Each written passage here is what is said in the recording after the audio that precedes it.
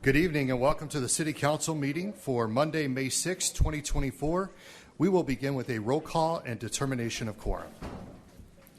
Beaverdorf, Maher, Roberts, Stroman, Pettigrew, Sechrist, Lehman, Ham, Evans, Roseland. We have a quorum.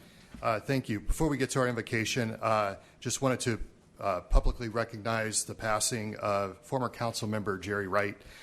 He served our community, our city, and our country, and just wanted to take a moment of silence before we begin tonight's proceedings.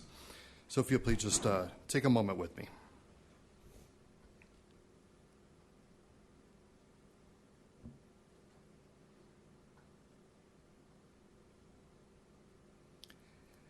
Thank you. Tonight's invocation will be given by Pastor Craig Moore, and that will be followed by the Pledge of Allegiance. So if you are able and willing, would you please rise? All right. Mayor, City Council members, thank you for the opportunity to pray. Dear Lord, I thank you for your presence and for your direction and for your guidance. Lord, let your presence fill this room, fill these people's hearts and minds. Bless our mayor. May your hand of guidance be upon him. Help him to lead by your Holy Spirit. Help him to trust you and to acknowledge you in all he does. I pray, Lord, that you will help him to see clearly the things that he needs to see and hear your voice as you direct his path. Give him wisdom and discernment. Help him to lead with your presence, grace, and vision, guiding his life. Lord, I thank you for all of our city council members. May they have a spirit of wisdom and understanding that comes from you. Help them to do the right things, Lord. May they have a spirit of wisdom and discernment that comes from you, Lord. May they lead with a spirit of compassion and a spirit of truth. May our government function in a way that blesses our citizens and leads to your blessing over this city as well as its success and prosperity. Lord, bless all of our law enforcement officers and our firefighters. Keep them safe. Give them wisdom and discernment. Bless all of our first responders. Help keep them safe. Help them to do their jobs with excellence. I pray, Lord, that you'll give them health and strength, wisdom and discernment. Lord, bless our school board, our administrators, and our teachers who influence our children and our young people. May they influence our students in ways that are pleasing to you and cause them to live healthy, productive lives that benefit others. Lord, bless the business community. May our businesses and our community thrive. May our economic situations, Lord, be blessed by God. Lord, bless the churches and the charitable organizations of this city.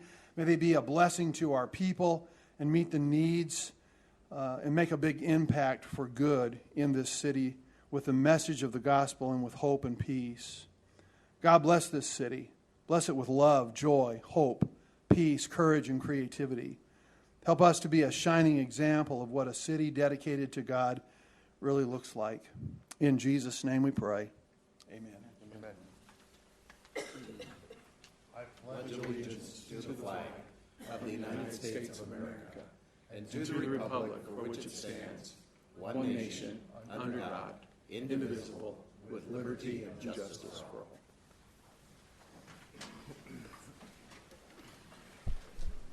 Thank you, everyone. I'll now entertain a motion to adopt the agenda. Got a motion by Roberts, second by Ham to adopt. All in favor? Any opposed? Agenda is adopted. Next, we'll move on to general public comment. This is a time for members of the public to discuss or express concerns to the council on any issue not on the agenda. Action will not be taken at the meeting on any issue not on the agenda except by placement on the agenda by unanimous vote of the council members present. And just to let you know, we'll have the countdown clock right here above me, I believe. Yep. You'll see that obviously when it's yellow, time to wrap up. So we will begin with Adrienne Epp.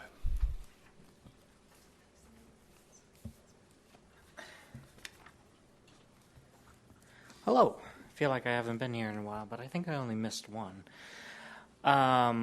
I think you should understand that signalized intersections are very inefficient.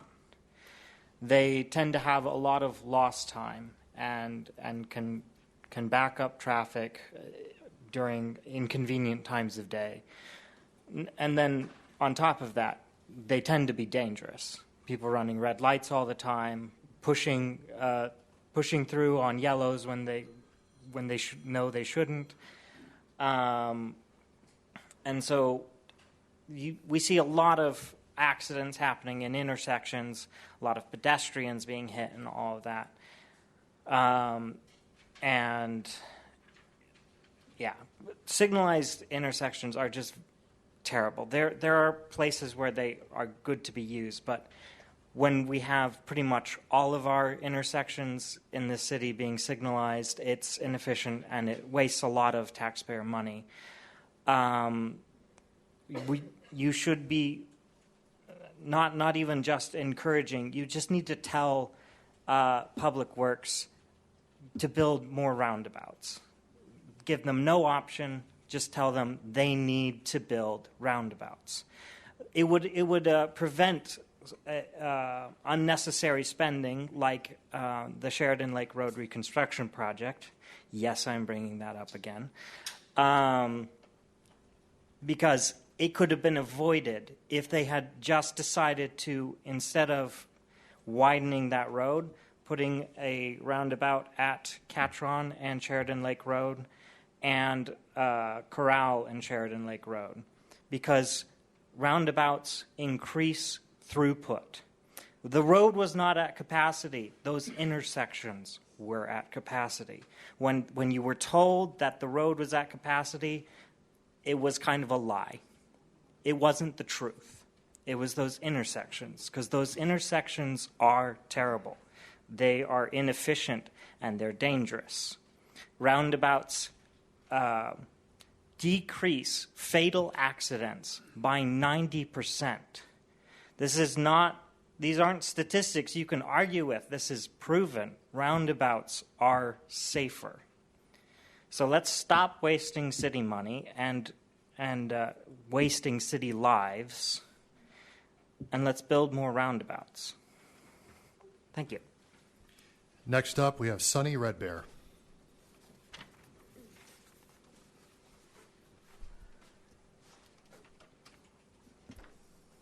Hi there. My name is Sunny Red Bear.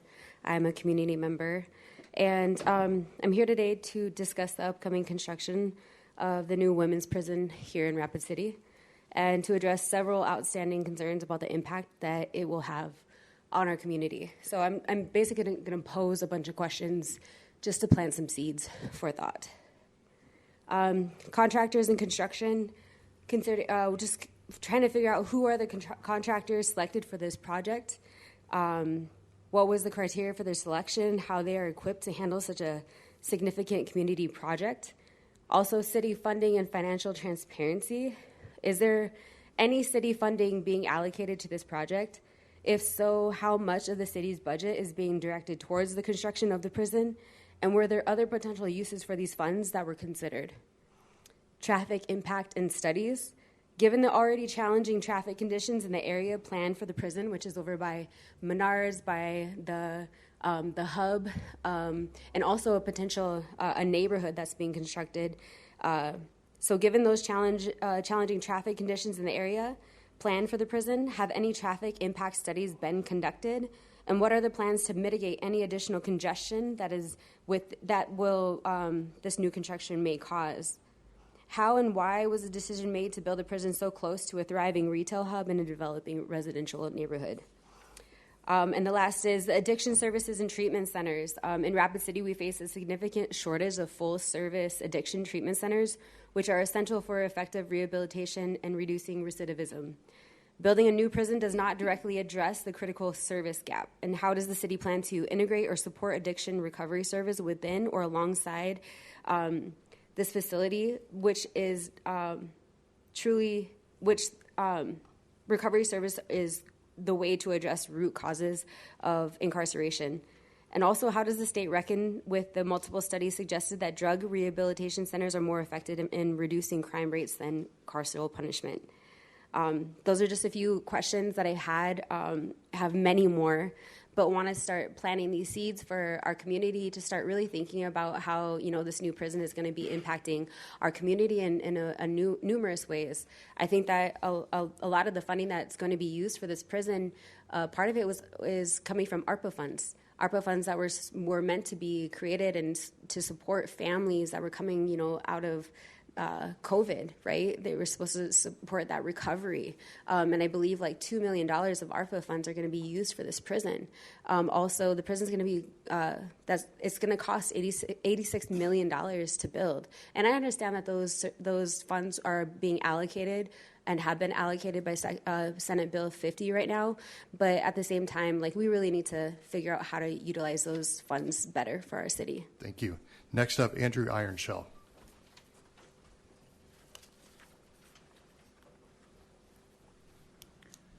Good evening, relatives, community. I'd also like to plant some seeds about the women's prison and some concerns that I have. How much of this project's details are being shared transparently with us, the community?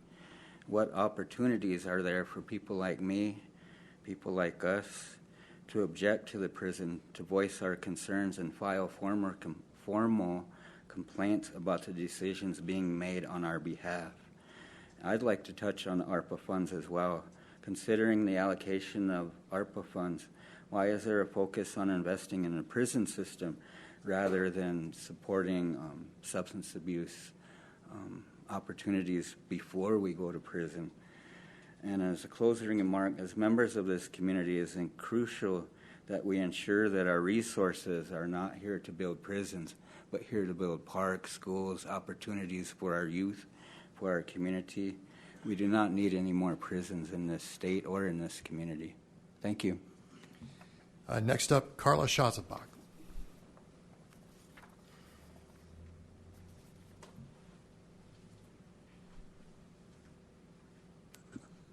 Thank you, Mayor and City Council. I'm here from Peace Lutheran Preschool, just trying to raise awareness, I guess it's Awareness Day at City Council, of some of the difficulties in licensing a preschool. A little bit of history. The preschool, we were a part-time preschool. We closed that because that didn't seem to fit the needs of the community. We've been working on over 2 years now of opening a full-time preschool. We didn't do it the year before. We didn't have enough enrollment. We weren't quite where we needed to be. And now we find that if we are going to operate more than half-time, we must be licensed. And whatever the most stringent licensing requirements are, that's what we need to meet. Currently, our license is kind of in limbo. We have been working with the fire department, who have been very good, and I'm not here to throw anybody under the bus. But right now we're looking at, in order to open up a preschool, 2 rooms, 30 children max, we're being told that they can't give us a quote on the installation of a fire alarm or the suppression system. We're supposed to be paying $7,000 to get a plan to figure out how much it's going to cost. We must supposedly have a fire alarm tied into the fire department, which we are being told at this point in time is between $50,000 and $70,000. If we need a fire suppression system, which the fire chief says, maybe you can get by with just a couple of sprinkler heads, but some of the estimates we have been given from the one person we can get to call us back is over $100,000. So as you can see, it's very difficult at this point in time to move forward. Now, I know there's a lot of changes that have been made at the state level, and we do have people helping us with this, but I do want you to be aware of some of these issues here. The one thing, I know that a church preschool won't be everybody's cup of tea, but it is one of those things that can help the community because we're not doing it to have a money-making venture. We are not doing it to have a profit-based system. All we're trying to do is have it be a mission and be basically self-sufficient. So hopefully we can continue working with the fire department, but if anybody has any additional information, if you can connect and help get the communication between the state and the city working, it would be very grateful. And hopefully as we move forward with the other people trying to get preschool started, we can get some of this ironed up. But $50,000 to put in a fire alarm system to the fire department is going to be kind of out of the budget of most people. Thank you for your consideration. Thank you. And final speaker request form for Bishop Joseph.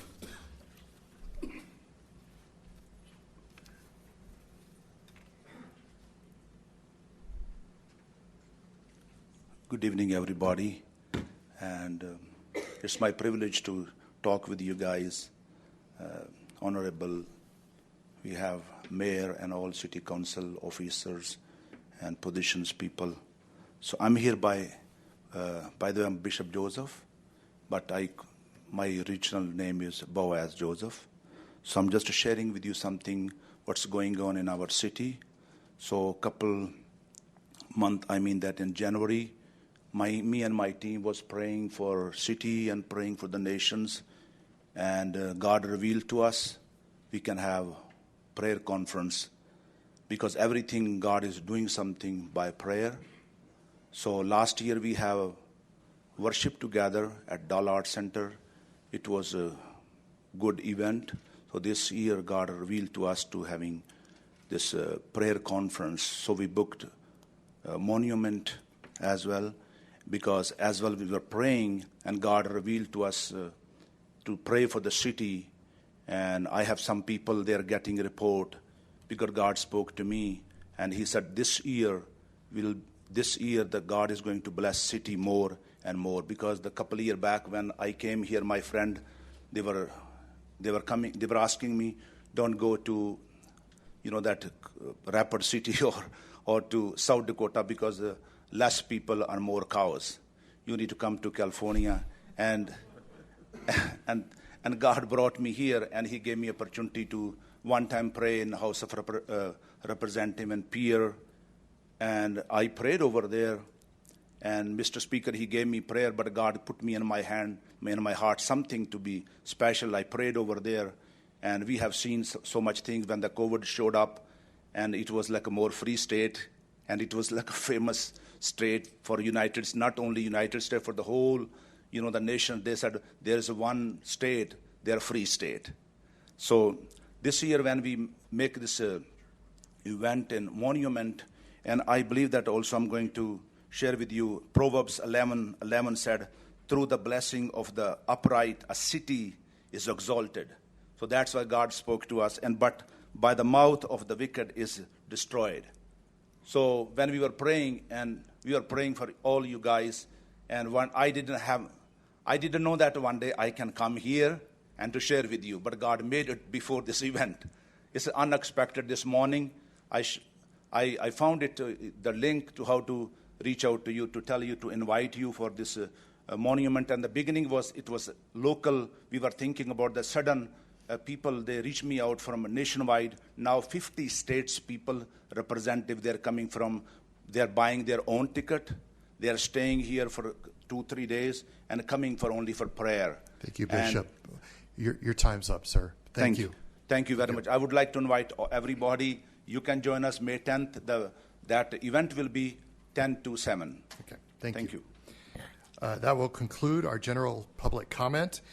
And we will now move on to non-public hearing items 1 through 71. And we will open public comment for items 1 through 63. I do not have any speaker request forms for those items, so we will close public comment and move on to consent items 1 through 63. Would the council wish to remove any items for separate consideration? Councilor Roseland. I'd like to pull 29, please. 29. Okay. Any other items? Otherwise, I'll entertain a motion to approve the ballots. Got a motion by Maher, second by Ham, to approve items 1 through 63 with the exception of 29. All in favor? Any opposed? Motion carries. Item 29. Approve appeal and grant exception to 24EX023 from Paul Bradsky on behalf of Sky Properties, LLC, to not approve a roadway per figure 2-1 of the IDCM. And with that, I'll go to Councilor Roseland. Thank you, Mayor. The applicant has requested to continue this to the next City Council meeting on May 2024. Okay, we have a motion to continue to the next City Council at May 20th, 2024. Do we have a second? Second by Ham. All in favor? Any opposed? That item is continued. Thank you. That will take us to the end of the consent items. And we will now begin non-consent items 64 through 71, and open public comment for items 64 through 71. I do not have any speaker request forms for those items, so we will close public comment and move on to item 64. First reading of ordinance number 6617, an ordinance updating the process for approving expenditures from the city's capital improvement and vision fund by amending section 3.16.090 of the Rapid City Municipal Code. Move to approve. Got a motion by Roberts, a second by Roseland to approve. And we have a comment from Councilor Stroman.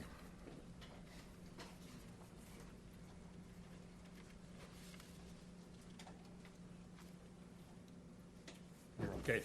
Okay. I've been looking at this and receiving input from other people about this particular item, and I've gone through the ordinance and the proposals that the proposed changes, and I find that the ordinance needs more than just these amendments. I feel like the ordinance is hard to read, it's hard to understand, it's vague, it's ambiguous, it has undefined terms. And I can just take you to a for instance, in 3.16.090, it talks about Division A of this section and Division B of this section. There is no Division A in that section. In further at the bottom of the page, it talks about, on the next page, it talks about the plan, and really the plan has not been defined at any point up until then. It's not defined or referred to until later in the ordinance. So I think that's out of order and it's confusing. I think that the purpose of this is obviously, and I don't think it's any secret, is to defund the Vision Fund account to the point where it's really every 5 years it's going to be basically meaningless to have the citizen driven decisions being made, and so I don't think that this is in the best interest of the city. I don't think it defines keywords like community enhancement. I think it's vague there. I think that it's confusing. I think it's a poorly written ordinance, even before our attorney's attempt to amend it. I think we should take a look at this in a way that we could actually have an ordinance that makes sense and can read, and also one that would actually do the things that we say we want to do. And I've heard things talked about like, well, we want to keep the things that keep Rapid City special. We know we're growing, but we're going to maintain our identity. But this isn't our identity. Building a new maintenance facility is not our identity. Our identity is part of our identity as a tourist town is things that actually make this a special place. And I look at some of the previous projects that we've had, the monument, the Roosevelt Park Swim Center, the Ice Arena, Fitzgerald Stadium, Sioux Park Tennis. Those are all facilities that will actually bring sales tax revenue into the city, and it already has.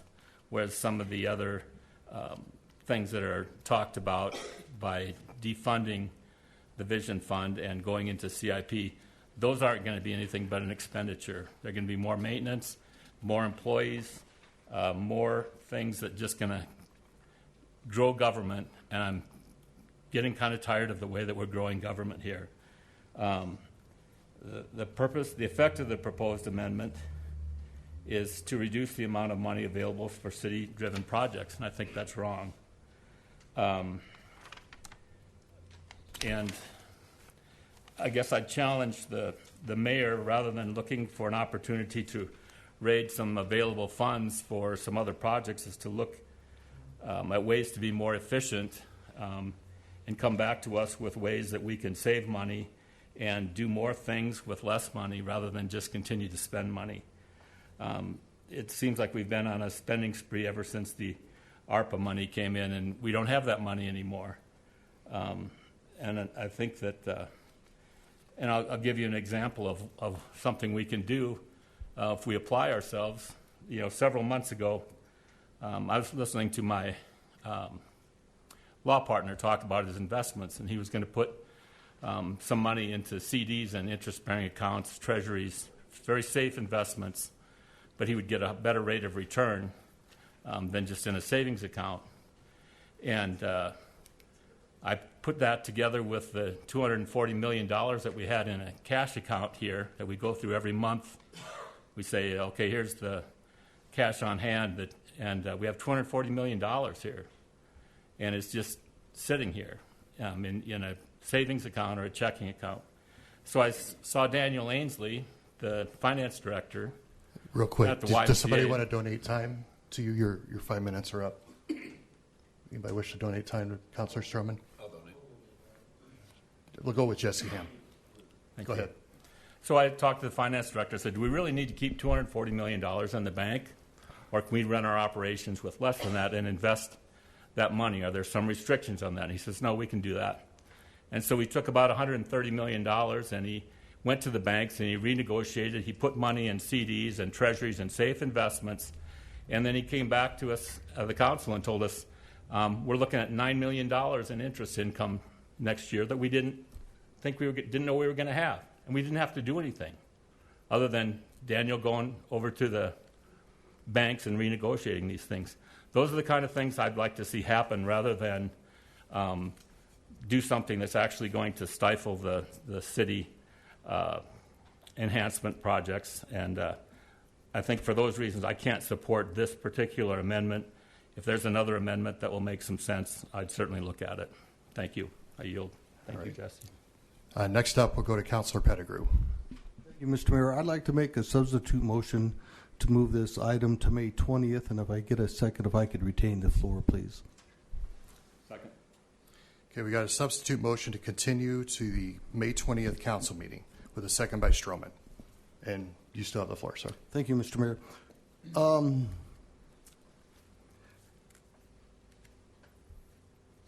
I've heard over the years, even before I was on city council, that people believe that some of the money that's been collected in the Vision Fund should go towards repairing, fixing what Rapid City has in buildings and roads. I want to make it clear I'm a strong supporter of the arts. I was principal trumpet player in the symphony for 25 years. I played in municipal band, so I'm a great supporter of the arts. But having seen some of the projects that the Vision Fund has moved through the last two rounds, I sometimes question, do we have too much money in there, and are too many groups coming forward that maybe shouldn't be getting the funds? And that concerns me because we have a lot of needs in this city. The mayor at his presentation was very clear, and I respect your comments, Mayor, that this is probably the biggest decision this council will make because it's going to affect everybody in Rapid City. I just have a lot of unanswered questions that I would like to spend some more time talking to people on. Unfortunately, we don't have a newspaper anymore, so people in Rapid City don't even know this is existing. They don't know this is happening. And I think if we pass this, then they will find out what's happened. So I would just like the additional time to Councilman Stroman's concern about the way the ordinance is written. Maybe that would give our city attorney staff time to review that. If there are issues there, clear that up. I don't know of a specific time frame that we're constrained to. I don't know what another 2 weeks would do with this process. But I myself would like some time. To my point, people don't know about it. I've had 3 emails on this. I had 2 phone calls today. No one knows. And I just think the public doesn't know what's going on. Those that do are more involved. I think we need to talk to more people, get their input. And I myself would like time to sit down with the mayor. And I got questions. And I'm sure the mayor's asking, well, you've had a month to do this. Why haven't you done it so far? But I work full time and I'm busy. and I got a wife, and I got 2 kids and 2 dogs, so I got a lot of stuff going on. But I need more time to process this, and I would just ask for the rest of the council's consideration. I'll probably vote for it, but I'm not there yet. Thank you. Okay, next up we go to Councilor Roberts. Thank you. And thank you, Greg. I think you made a lot of good points. I don't agree with all of them, but that's a good thing that we don't agree on everything all the time. One thing that I do want to say, though, is we're locked into half the vision funds for the next 18 years, 20 years for the vision fund. So we're always going to have, for the monument. So we're going to have that until it's paid off. We're always going to be locked into that. And that's a huge amount of the vision fund's money. I am highly in support of taking some of this money to catch up on some of these infrastructure projects that we've got behind on over the years. I'm in support of taking some of this money to put into economic development, into possibly some city looking at doing some possible development. I think there's a lot of things that we could do. I do agree that the Vision Fund has created wonderful projects over the years, absolute wonderful projects. The biggest complaint I've had in the last 12 years, 13 years on the council, has been the Vision Fund has gotten us into an issue, especially if we look at Park and Rec, because we built all these wonderful projects, but there's no O&M costs that were built into them. So we do tens of millions of dollars, if not hundreds of millions of dollars worth of projects, and then we have to support them over the next eternity out of the general fund. I've supported for years finding a way to redo the Vision Fund where we can put O&M costs into it, which would be highly beneficial to the city and the council, going forward. But I do agree. Some of these projects may or may not have ever got done. How has Sioux Falls done it all these years? They don't have a Vision Fund. They've got wonderful facilities there, and they actually have pretty good roads and infrastructure too. So, it's interesting that this has always been a big fight ever since I've been on the council and way before I was on the council, because it's a pool of money that certain groups of people don't have access to, or certain groups don't have access to, and without it, they would have to find other means of funding, or the city would have to find that means of funding, whether it's a new soccer field or a new pool or a new tennis court. But again, in my opinion, the biggest issue that we have caused ourselves over the years is building all of these huge, beautiful things without any funding source going into the future for operating and maintenance costs. So I think that's one of the things that we need to think about if we're looking at rewriting the Vision Fund ordinance, going into the future, because there's going to become a point where it's no longer manageable. And it's almost getting to that point. We're looking at a study here at the end of the meeting tonight for the lap pool and the dome that possibly could go over it. In my opinion, we should just throw that out and keep the $53,000, because I don't think that's probably going to happen, because we allocated $1,050,000, I believe it was, out of Vision funds, which will probably be half of what we need if we do go forward with that project. And where's that going to come from? And again, we can talk about maintenance and operations. We know it's going to be $400,000 to $500,000 a year to operate it. Where's that money going to come from? I know we just had a CIP meeting recently that we had to take a tremendous amount of money out of Park and Rec to balance that budget. So, it's very interesting that we're looking at a 5-year reset on some of these things to catch up.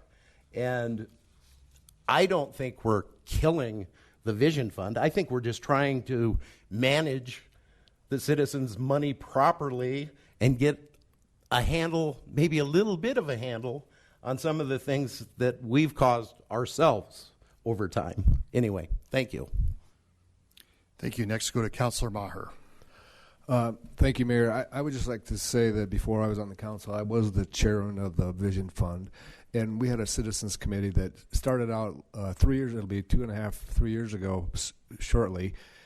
We vetted 26 projects from nonprofits within the city limits of Rapid City.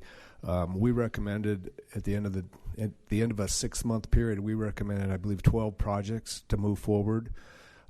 So we had requests for like 65 million, but we only had, I think, 23 million to allocate. And so we ranked those projects, and then the city council did their magic and got rid of most of them. And so it's very frustrating for the citizens to go through that long process and kind of give false hope to nonprofits that it's your turn to get 5 million. You know, every time we build a beautiful project, then you got 3 more nonprofits that say it's now our turn. We do have some great projects that the Vision Fund approved, and the city approved, like $5 million for workforce housing with the Community Foundation. The Native American Cultural Center was our #1 project, and that looks like that's moving forward. I do kind of agree with Rod that we need to understand how are we going to build that next rec center that we're going to need 10 years from now. And if the Vision Fund is pretty much gone, there's got to be a method, and I believe the mayor has that in his plan. Again, we're not voting on the plan. We're voting on changing the ordinance, and then we got to do the plan. But I think there's opportunity for community projects to continue. It negates the ordinance that you do not actually have to have a Vision Citizens Committee that spends an awful lot of time going through an awful lot of projects that at the end of the day don't get funded. So I'm okay with waiting for 2 weeks if that can make Rod more comfortable with it, but I'm ready to support this ordinance tonight. Thank you. Okay. I don't see any other speaker lights chiming in, so we have a substitute motion to continue this ordinance reading until the City Council meeting on May 20th. All in favor? Aye. Any opposed? Aye. All right, let's do a roll call. I should have known better. Rookie mistake. All right, Heidi, would you go ahead and do the roll call, please? Bieberdorf. A no to the substitute. So to be clear, you're voting yes or no to the substitute motion to continue. So it's yes or no. Maher. No. Roberts. No. Stroman. Aye. Pettigrew. Sechrist. Ham. Aye. Roseland. Motion fails to continue. All right, and that takes us to the original motion, and that is to approve the ordinance. Motion by Bieberdorf, second by Sechrist the motion's already there, actually. Excuse me. So we need to just go to another roll call vote on the approval. As a reminder, Roberts and Roseland were the ones who gave the original motions.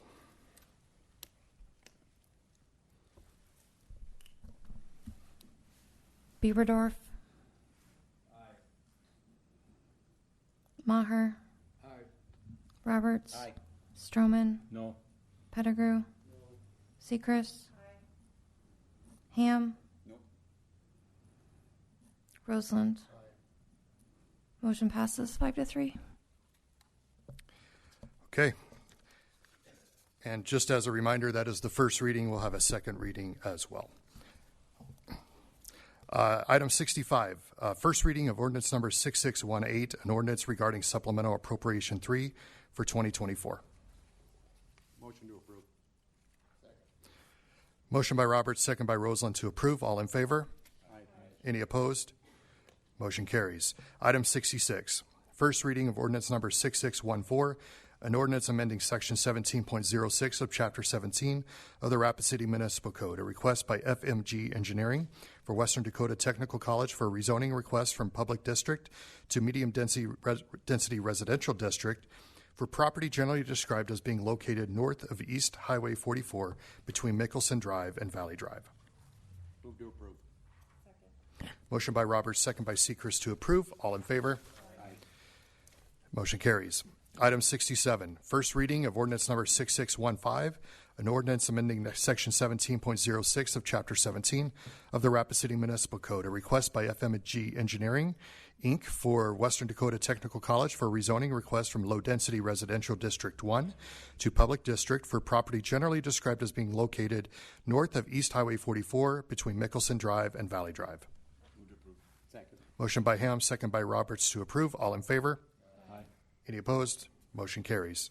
Item 68, first reading of ordinance number 6616, a request by City of Rapid City to consider an application for an ordinance amending area regulations in section 17.10.050, 17.12.050, 17.38.040, 17.44.050, 17.60.030, 17.62.030, and 17.64.030 of the Rapid City Municipal Code. Got a motion by Roberts to approve, a request by Stroman to repeat. But do I have a second? Second by Roberts to approve. All in favor? Any opposed? Motion carries. Item 69, authorize mayor and finance director to sign professional services agreement with TSP Inc. for project PR24-6194 for Roosevelt Pool enclosure in the amount of $52,000. Second. Got a motion by Sechrist to deny and a second by Roberts. Any comments? Okay. All in, stand by. Looks like Councilor Stroman's going to chime in. Thank you, Your Honor, Mr. Mayor. I'm not in court. Okay. Yeah, no, you're not.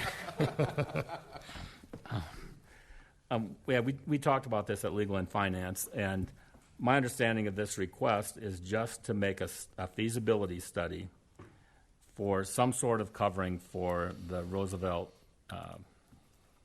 outdoor pool. And it does not mean that we would go with, I think everybody's kind of off the bubble thing now, because that the more we learned about that, and I'm glad we learned about it, as John pointed out, the O&M on that would be prohibitive. At a minimum, $300,000 a year, and we can't ask Mr. Beegler to absorb that. But I do think it's worthwhile to see if there is some way that we can eventually come up with a way to cover that outdoor pool, and so we would have an indoor facility. So I would be in favor of moving forward with this feasibility study. I yield. Thank you. Okay. Next up, Councilor Maher. Yeah, I just kind of like to echo what Greg said. This study will tell us the future of swimming, indoor swimming in Rapid City, and it'll tell us if we should abandon that project or look forward into we could put a permanent roof over that pool. Thank you. Okay, well, right now, Councilor Sechrist is. Thank you, Mayor. I figured I should chime in and explain. I'm not opposed to this, the idea of enclosed pool.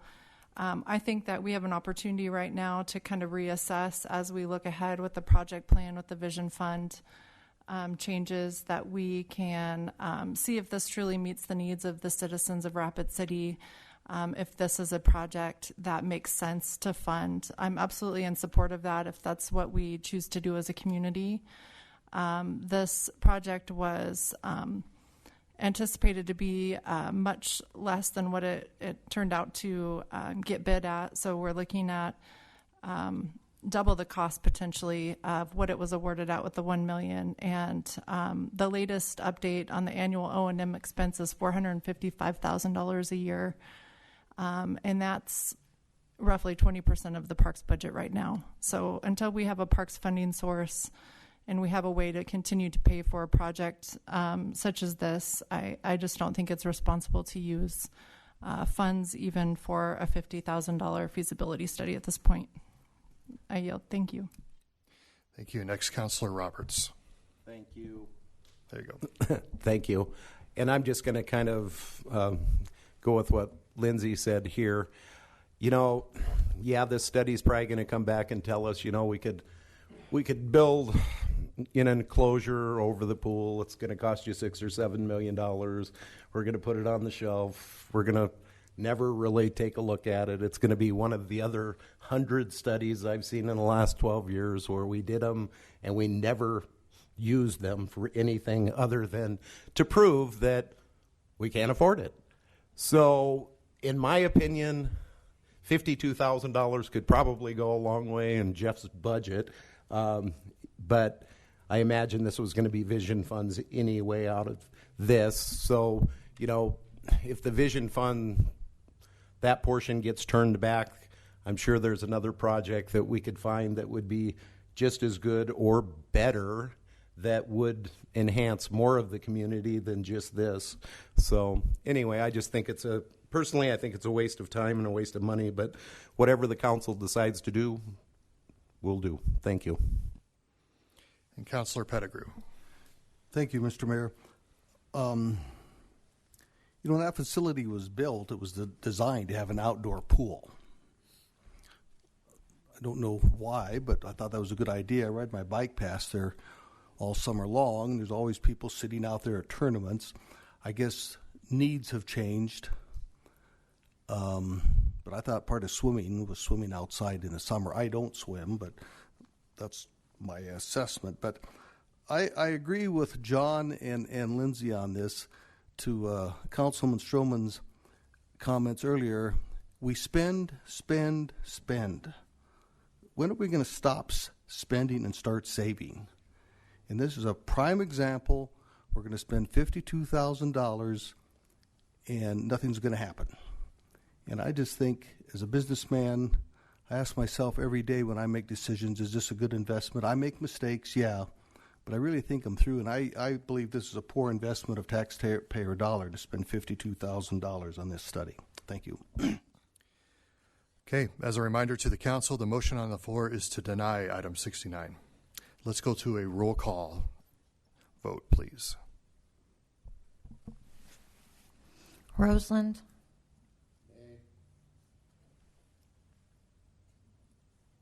Ham. Aye.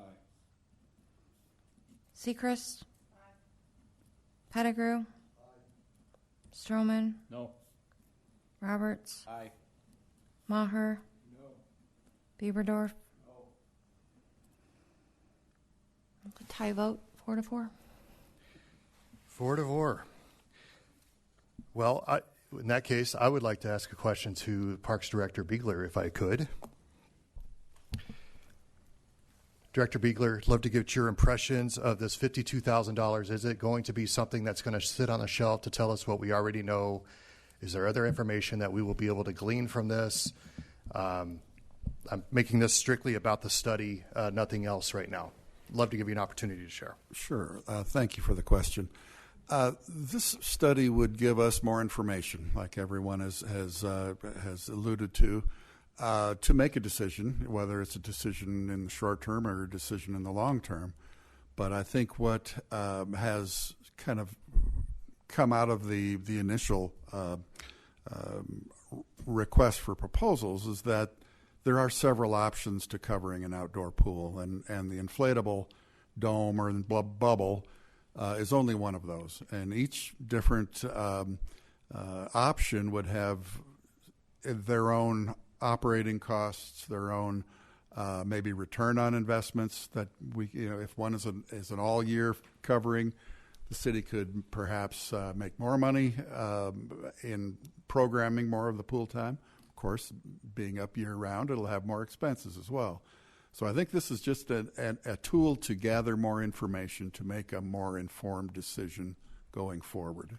Is this information you find will be helpful to you in your department? Oh, I do think it will be helpful for everyone to have this information, whether it is something that's funded now or funded in the future. The feasibility of this shouldn't change. The only thing that would change in time would be the costs, the operating costs and the capital cost. Okay.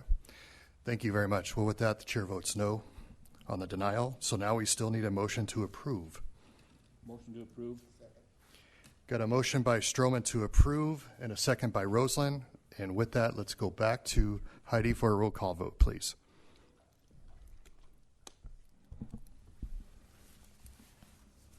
Roberts. No. Stroman. Aye. Pettigrew. Seacrest. Ham. No. Roseland. Bieberdorf. Maher. Chair 4-4. Chair votes aye. Motion passes. Item 70, request by Advanced Design Engineering and Surveying, Inc. for Donna Olson for preliminary subdivision plan for Tract 1, revised by Paul Subdivision, generally described as being located as 3579 Reservoir Road. The recommendation is to approve with stipulations. Second. Got a motion by Roseland to approve with stipulations, second by Roberts. All in favor? Aye. Any opposed? Motion carries. And item 71, approve the attached list of 2024-2025 malt beverage and South Dakota farm wine renewals per verification and approval from the Rapid City Police Department and Rapid City Fire Department. Second. Motion by Ham, second by Stroman to approve. All in favor? Aye. Any opposed? Motion carries. That takes us to public hearing items 72 through 78, and we will open public comments for items 72 through 78, but I do not have any comment forms, so we will close public hearing items for 72 through 78 and move on to consent public hearing items 72 through 75. Would I entertain a motion for the balance or Motion to approve, Mo. Motion by Roberts, second by Seacrest to approve 72 through 75. All in favor? Aye. Any opposed? Motion carries. That takes us to the end of the consent public hearing calendar. We will now begin non-consent public hearing items 76 through 78. Item 76, second reading of ordinance number 6612, an ordinance amending clerical errors in sections 17.60.120, 17.62.120, and 17.64.120 of Rapid City Municipal Code. Move to approve. Second. Motion by Roberts, second by Stroman to approve. All in favor? Aye. Any opposed? Motion carries. Item 77, second reading of ordinance number 6613, an ordinance amending clerical errors and fencing requirements in section 17.16.030, 17.18.030, 17.18.080, 17.20.080, 17.22.020, 17.36.080, 17.40.070, 17.50.150, and 17.66.070 of the Rapid City Municipal Code. Move to approve. Second. Motion by Roberts, second by Ham to approve. All in favor? Aye. Any opposed? Motion carries. Item 78, second reading of ordinance number 6610, an ordinance amending section 17.06 of chapter 17 of the Rapid City Municipal Code. A request by Williams and Associates Architecture, Inc. for Black Hills Surgical Hospital, LLP, for rezoning request from low-density residential District 1 to office commercial district for property generally described as being located at 201 Anna Maria Drive. Move to approve. Motion by Roberts, second by Seacrest to approve. All in favor? Aye. Any opposed? Motion carries. And we will now move on to the bill list, and for that we will go to Finance Director Daniel Ainsley. Thank you very much, Mr. Mayor. The total bills for tonight are $14,983,654.16. Move to approve. Second. Motion by Roberts, second by Ham to approve the bill list. All in favor? Aye. Any opposed? Motion carries. Do we have a motion to adjourn? Adjourn. Motion by Stroman, second by Ham to adjourn. All in favor? Aye. Any opposed? We're adjourned. Thank you, everyone.